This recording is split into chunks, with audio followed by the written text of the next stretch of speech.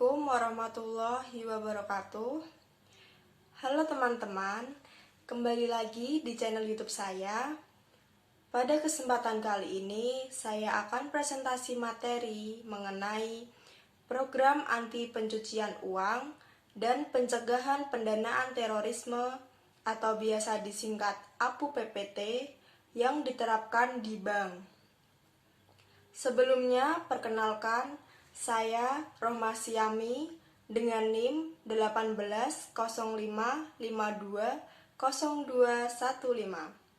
Saya dari mahasiswa S1 Akuntansi Fakultas Ekonomika dan Bisnis Universitas Tikubang Unisbank Semarang. Tujuan dari pembuatan video ini adalah untuk memenuhi tugas akhir semester mata kuliah Audit Bank kelas D1 yang diampu oleh Bapak Arif Himawan Dwi Nugroho. Sebelum saya menjelaskan materi presentasi, saya ingin memperkenalkan kepada kalian mengenai kampus saya. Universitas Tikubang atau biasa dikenal dengan Unisbank merupakan salah satu perguruan tinggi swasta yang berada di Jawa Tengah. Unisbank merupakan salah satu perguruan tinggi yang berbasis entrepreneurship dengan dukungan teknologi informasi dan komunikasi yang memberikan kemudahan bagi mahasiswa untuk beraktivitas. Unisbank memiliki 6 fakultas dengan 12 program studi. Salah satu fakultasnya yaitu Fakultas Ekonomika dan Bisnis yang memiliki 4 program studi. Program studi yang pertama, S1 Akuntansi dengan akreditasi A. Program studi yang kedua, S1 Manajemen dengan akreditasi A. Program studi yang ketiga, D3 Keuangan Perbankan dengan akreditasi B, dan program studi yang keempat yaitu Pendidikan Profesi Akuntansi atau PPAK dengan akreditasi B. Unisbank memiliki 2 kampus yang semuanya terletak di Semarang. Kampus yang pertama yaitu Kampus Kendeng, terletak di Jalan Kendeng 5, Bendan Ngisor, Semarang. Kampus yang kedua yaitu Kampus Mugas yang terletak di Jalan Trilomba Juang nomor 1, Semarang. Unisbank memiliki banyak fasilitas seperti tempat parkir yang luas, wifi corner, bank mini, masjid, perpustakaan dengan BI corner, dan masih banyak lagi fasilitas yang lainnya. Kamu juga bisa mengakses website resmi Unisbank Semarang di www.unisbank.ac.id. Ayo kuliah di Unisbank Semarang, langkah pasti jadi sarjana dan wirausaha. Universitas Tikubang Unisbank Semarang, Entrepreneurial IT Best University. Sekian perkenalan kampus saya. Langsung saja kita memasuki materi presentasi. Cakupan materi yang akan saya presentasikan pada kesempatan kali ini yaitu yang pertama definisi, yang kedua tahapan pencucian uang, yang ketiga alasan bank menerapkan program APU PPT, yang keempat Know Your Customer Principles, dan yang kelima yaitu pilar program APU PPT. Langsung saja kita memasuki materi yang pertama yaitu definisi. Definisi yang pertama mengenai pencucian uang. Pencucian uang adalah suatu perbuatan yang bertujuan untuk menyembunyikan atau menyamarkan asal-usul uang atau harta kekayaan hasil tindak pidana melalui berbagai transaksi keuangan agar uang atau harta kekayaan tersebut tampak seolah-olah berasal dari kegiatan yang sah atau legal. Tindak pidana pencucian uang, yaitu setiap orang yang melakukan, menempatkan, mentransfer, mengalihkan, membelanjakan, membayarkan, menghibahkan, menitipkan, membawa ke luar negeri, mengubah bentuk, menukarkan dengan mata uang atau surat berharga, atau perbuatan lainnya atas harta kekayaan yang diketahuinya atau patut diduga merupakan hasil tindak pidana. Selain itu, dapat juga berupa menyembunyikan atau menyamarkan asal-usul sumber lokasi, peruntukan, pengalihan hak, atau kepemilikan yang sebenarnya atas hak kekayaan yang diketahui atau patut diduga merupakan hasil tindak pidana. Atau dapat juga dengan cara lain, yaitu menerima atau menguasai penempatan, pentransferan, pembayaran, hibah, sumbangan, penitipan, penukaran, atau menggunakan harta kekayaan yang diketahui atau patut diduga merupakan hasil tindak pidana. Definisi yang kedua yaitu pendanaan terorisme.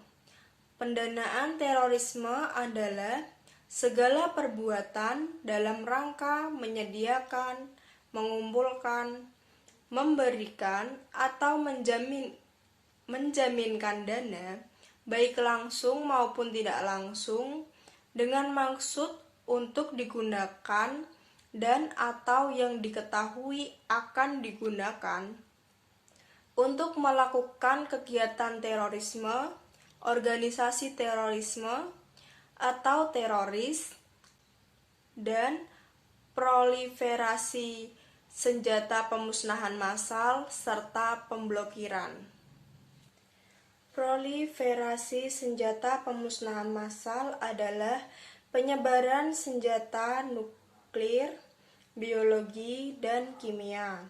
Sedangkan pemblokiran adalah tindakan pencegahan pentransferan, pengubahan bentuk, penukaran, penetapan, pembagian, perpindahan, atau pergerakan dana untuk jangka waktu tertentu. Penyedia jasa keuangan. Penyedia jasa keuangan yang biasa disingkat PJK. PJK di sektor perbankan terdiri dari bank umum, termasuk kantor cabang dari bank yang berkedudukan di luar negeri, bank umum syariah, bank pengkreditan rakyat atau BPR, dan bank pembiayaan rakyat syariah atau BPRS sebagaimana diatur dalam ketentuan peraturan perundang-undangan di bidang perbankan. Selanjutnya kita memasuki materi presentasi yang kedua, yaitu tahapan pencucian uang. Tahapan pencucian uang ada 3, yaitu yang pertama placement, yang kedua layering, dan yang ketiga integration. Berikut akan saya ulas satu persatu. Tahapan pencucian uang yang pertama yaitu tahapan placement atau penempatan. Uang atau dana yang dihasilkan dari suatu kegiatan tindak pidana diubah dalam bentuk yang kurang atau tidak menimbulkan kecurigaan melalui penempatan pada sistem keuangan. Contoh, menempatkan ke bank, membiayai suatu usaha yang seolah-olah sah atau merubahnya menjadi kredit pembiayaan dan sebagainya. Dapat juga digunakan untuk membeli barang-barang mewah atau barang-barang berharga seperti rumah mewah, emas mulia, kendaraan mewah, dan sebagainya. Tahapan pencucian uang yang kedua yaitu tahapan layering atau pelapisan. Tahapan layering yaitu dengan melakukan transaksi keuangan yang kompleks, berlapis, dan anonim dengan tujuan memisahkan hasil tindak pidana dari sumbernya ke berbagai rekening, sehingga sulit untuk dilacak asal-muasal dana tersebut, yang dengan kata lain menyembunyikan atau menyamarkan asal-usul harta kekayaan hasil tindak pidana tersebut. Contoh, transfer antar wilayah dan negara, seperti memindahkan uang dari suatu negara ke negara lain seolah-olah memiliki kegiatan usaha atau shell company. Tahapan pencucian uang yang ketiga yaitu tahapan integration atau integrasi. Tahapan di mana pelaku memasukkan kembali dana yang sudah kabur asal-usulnya ke dalam harta kekayaan yang telah tampak sah, baik untuk dinikmati langsung, diinvestasikan dalam berbagai bentuk kekayaan, yang material maupun keuangan, dipergunakan untuk membiayai kegiatan bisnis yang sah maupun untuk membiayai kembali kegiatan tindak pidana. Materi presentasi yang ketiga yaitu alasan bank menerapkan program APU PPT. Alasan bank menerapkan program APU PPT ada dua. Yang pertama yaitu kepatuhan terhadap ketentuan yang berlaku. Lalu yang kedua, mencegah atau menurunkan resiko reputasi BBR dapat dijadikan tempat untuk melakukan pencucian uang atau pendanaan terorisme. Materi presentasi yang keempat yaitu Know Your Customer Principles. Kelompok dan informasi nasabah. 1. Bank wajib mengklasifikasi calon nasabah atau nasabah ke dalam kelompok berikut ini. A. Nasabah perseorangan atau natural person. B. Nasabah korporasi. Dan C. Perikatan lainnya atau legal arrangement. 2. Dalam rangka melakukan hubungan usaha dengan calon nasabah, bank wajib A. Melakukan identifikasi calon nasabah untuk mengetahui profil calon nasabah, dan B. Melakukan verifikasi atas informasi dan dokumen pendukung calon nasabah. 3. Calon nasabah perorangan, pastikan apakah termasuk orang yang populer secara politis atau politically exposed person, termasuk anggota keluarga sampai derajat kedua, baik horizontal dan vertikal, dan pihak terkait, perusahaan, hubungan dekat dengan supir, asisten pribadi, dan sebagainya. 4. Dalam hal calon nasabah korporasi, maka mencakup pula siapa pemilik manfaat atau beneficial owner. Informasi nasabah. Sebelum melakukan hubungan usaha dengan nasabah, bank wajib meminta informasi mengenai A. Identitas calon nasabah, B. Maksud dan tujuan hubungan usaha yang akan dilakukan calon nasabah dengan bank, C. Informasi lain yang memungkinkan bank untuk dapat mengetahui profil calon nasabah, dan D. Identitas pihak lain dalam hal calon nasabah bertindak untuk dan atas nama pihak lain. Pengelompokan calon nasabah dan nasabah berdasarkan resiko. Analisis yang paling kurang meliputi 1. Identitas nasabah, 2. Lokasi usaha bagi nasabah pengusaha, 3. Profil nasabah, 4. Frekuensi transaksi, 5. Kegiatan usaha nasabah, 6. Struktur kepemilikan bagi nasabah perusahaan, 7.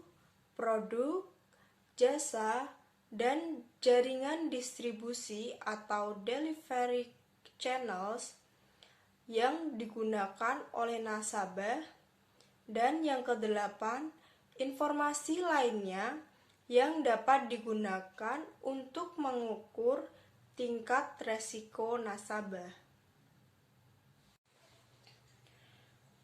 Politically exposed person. Orang yang populer secara politis atau politically exposed person yang selanjutnya disingkat PEP meliputi PEP asing dan PEP domestik. PEP asing dan PEP domestik adalah orang yang diberi kewenangan untuk melakukan fungsi penting atau preeminent function oleh negara seperti kepala negara atau pemerintahan, politisi senior, pejabat pemerintah senior, pejabat militer atau pejabat di bidang penegakan hukum,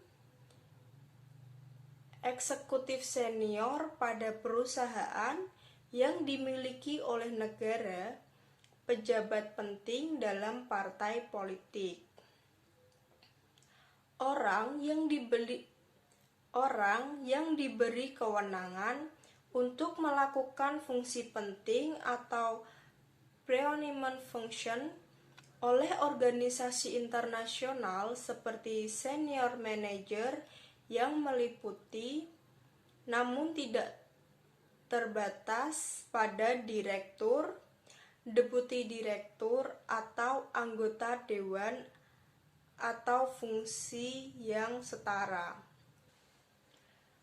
Contoh dari PEP domestik yaitu seperti Kepala Negara Republik Indonesia yaitu Bapak Joko Widodo, dan contoh PEP asing yaitu Presiden Amerika Serikat Joe Biden.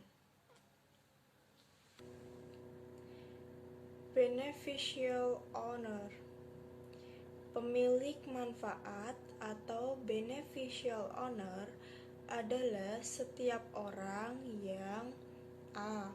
berhak atas dan atau menerima manfaat tertentu yang berkaitan dengan rekening nasabah, B.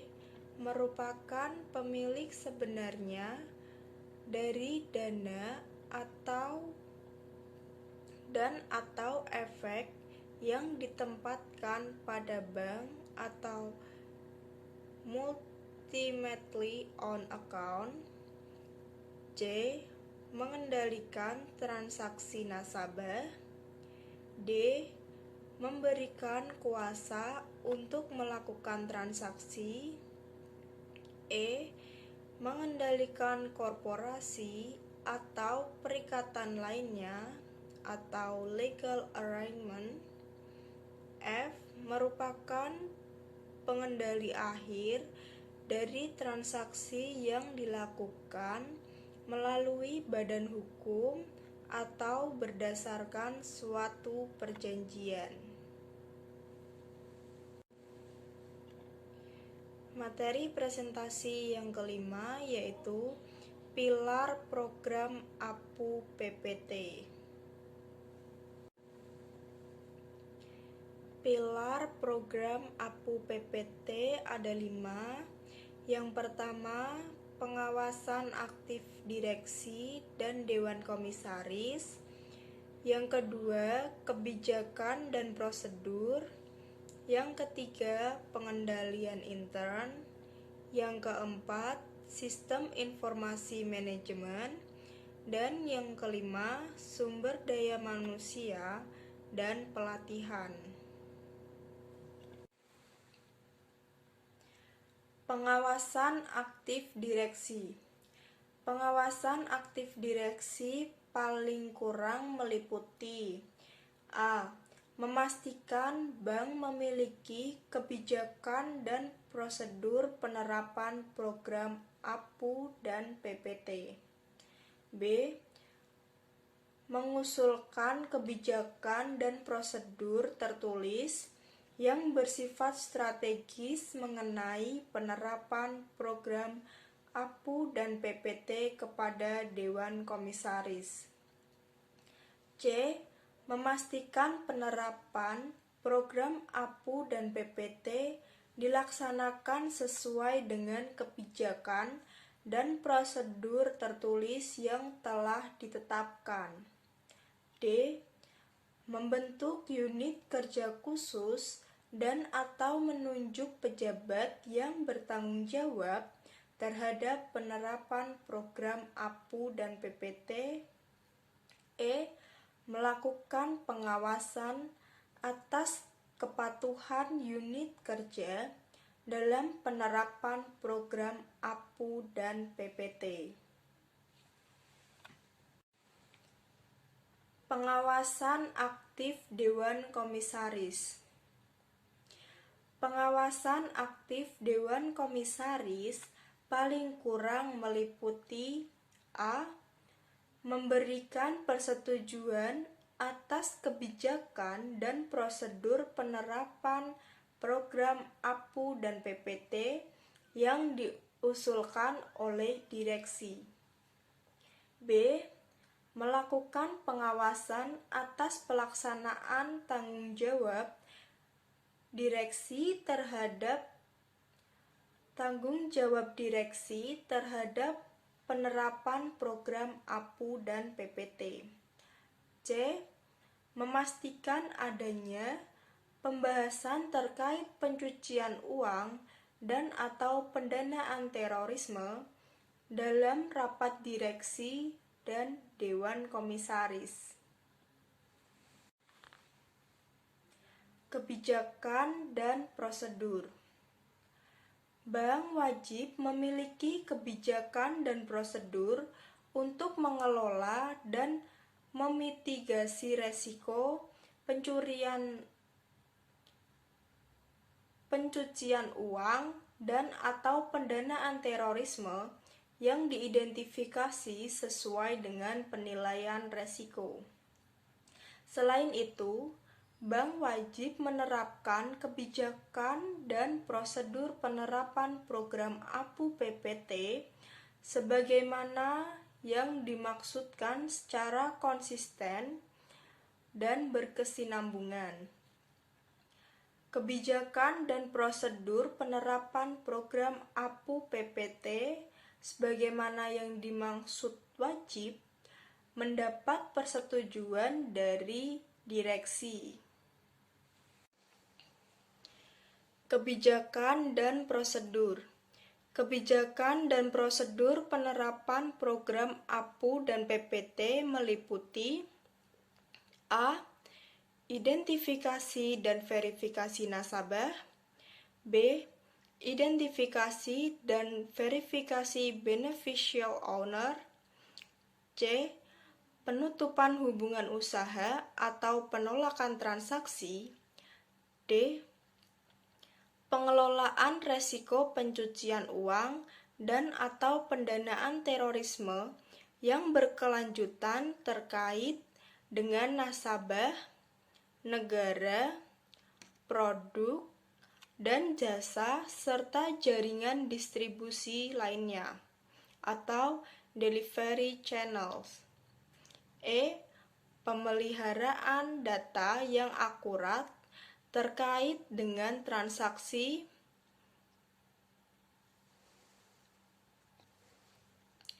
penata usahaan proses CDD dan penata usahaan kebijakan dan prosedur. F. Pengkinian dan pemantauan. G. Pelaporan kepada pejabat senior, direksi, dan dewan komisaris terkait pelaksanaan kebijakan dan prosedur penerapan program APU dan PPT. H. Pelaporan kepada PPATK. Pengendalian intern. Bank wajib memiliki sistem pengendalian intern yang efektif. Pelaksanaan sistem pengendalian intern yang efektif antara lain dibuktikan dengan A. Dimilikinya kebijakan, prosedur, dan pemantauan internal yang memadai. B. Adanya batasan wewenang dan tanggung jawab satuan kerja terkait dengan penerapan program APU dan PPT. C. Dilakukannya pemeriksaan secara independen untuk memastikan efektivitas penerapan program APU dan PPT. Sistem informasi manajemen. Bank wajib memiliki sistem informasi yang dapat mengidentifikasi, menganalisa, memantau, dan menyediakan laporan secara efektif mengenai karakteristik transaksi yang dilakukan oleh nasabah. Selain itu, bank wajib memiliki dan memelihara profil nasabah secara terpadu atau Single Customer Identification File. Selanjutnya, bank wajib memiliki dan memelihara profil WIC. Dan yang terakhir, kebijakan dan prosedur wajib mempertimbangkan faktor teknologi informasi yang berpotensi disalahgunakan oleh pelaku pencucian uang atau pendanaan terorisme. Sumber daya manusia. Bank mencegah digunakannya sebagai media atau tujuan pencucian uang atau pendanaan terorisme yang melibatkan pihak intern. 1. Prosedur penyaringan atau screening dalam rangka menerima karyawan baru. 2. Bank mengenai karyawannya dengan menerapkan Know You Employee atau KYE sesuai kebutuhan kompleksitas, kegiatan, dan profil resiko.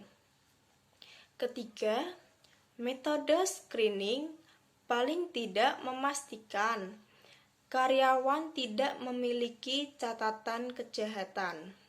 4. Pemantauan terhadap profil karyawan. Pelatihan APU PPT. Bank wajib menyelenggarakan pelatihan yang berkesinambungan tentang 1. Penerapan ketentuan peraturan perundang-undangan yang berkaitan dengan program APU PPT. 2. Teknik, metode, dan tipologi pencucian uang dan atau pendanaan terorisme.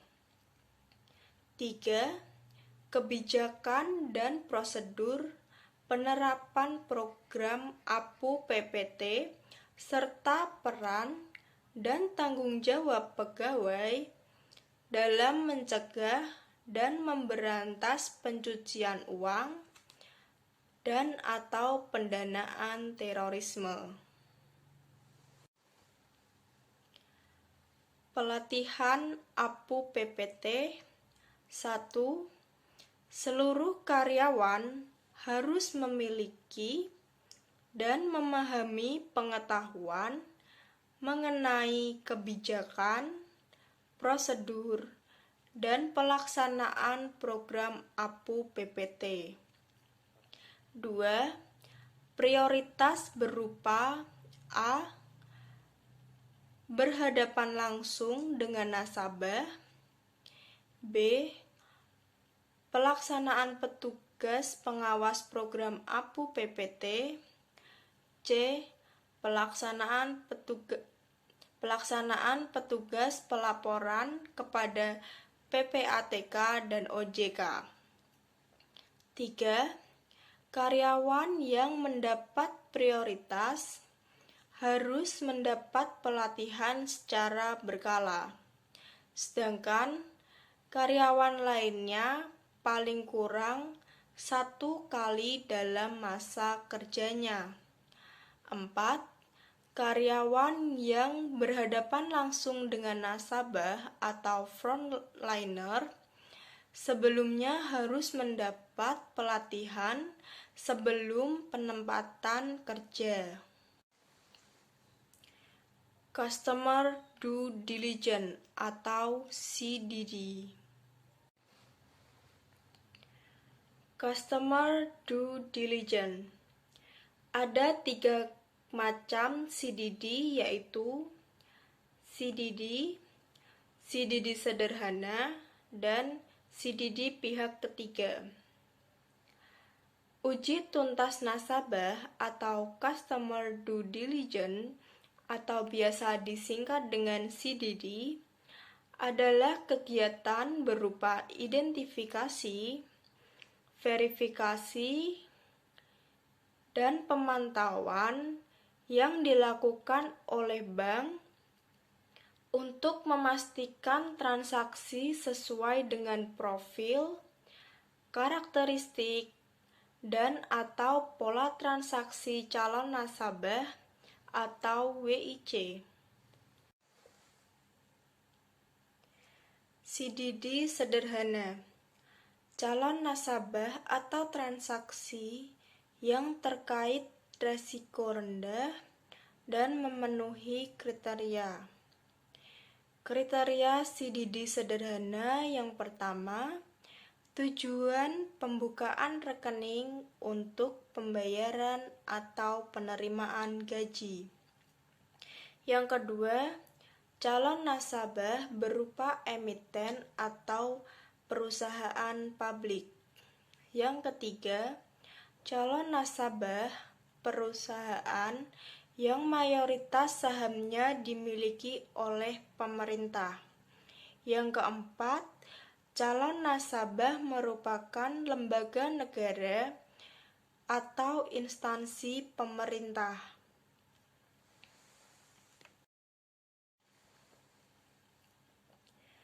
CDD pihak ketiga.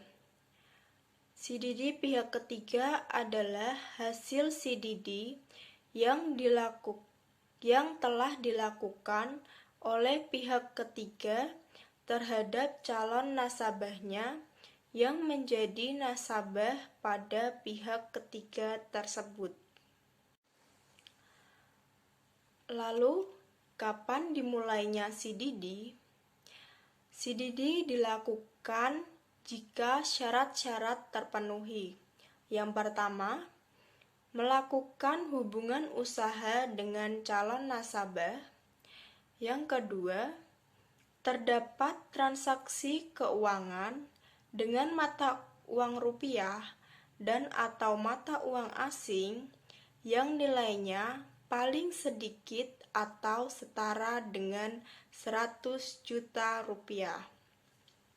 Yang ketiga, terdapat transaksi transfer dana sebagaimana dimaksud dalam Peraturan Otoritas Jasa Keuangan atau OJK.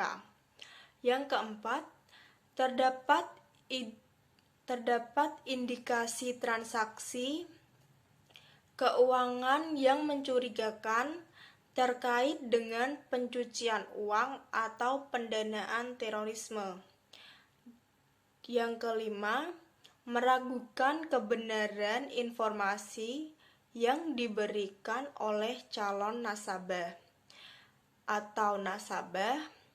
atau penerima kuasa dan atau pemilik manfaat atau beneficial owner.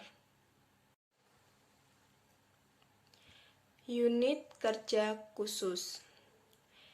Unit kerja khusus sebagaimana penanggung jawab penerapan program APU dan PPT berlaku ketentuan sebagai berikut. Yang pertama, unit kerja khusus paling sedikit terdiri dari 1 orang yang bertindak sebagai pemimpin dan 1 orang yang bertindak sebagai pelaksana. Yang kedua, pemimpin dan pelaksana pada unit kerja khusus tidak merangkap fungsi lain. Yang ketiga, pemimpin unit kerja khusus ditetapkan atau diangkat oleh direksi. Yang keempat, unit kerja khusus berada di bawah koordinasi direksi secara langsung dalam struktur organisasi bank. Dan yang kelima, unit kerja khusus bersifat independen dari fungsi lain. Sebelum presentasi saya tutup, saya ingin sedikit menyampaikan kata-kata motivasi. Bahagia bukanlah yang bisa mempunyai segalanya, tapi bahagia yang bisa mensyukuri apa yang telah dimilikinya. Jangan lupa pesan saya untuk teman-teman, selalu patuhi protokol kesehatan dengan memakai masker, mencuci tangan, menjaga jarak, dan mengurangi mobilitas. Sekian presentasi yang bisa saya buat. Apabila dalam menyampaikan materi presentasi, saya terdapat kesalahan dan masih banyak materi yang kurang, saya mohon maaf. Wassalamualaikum warahmatullahi wabarakatuh.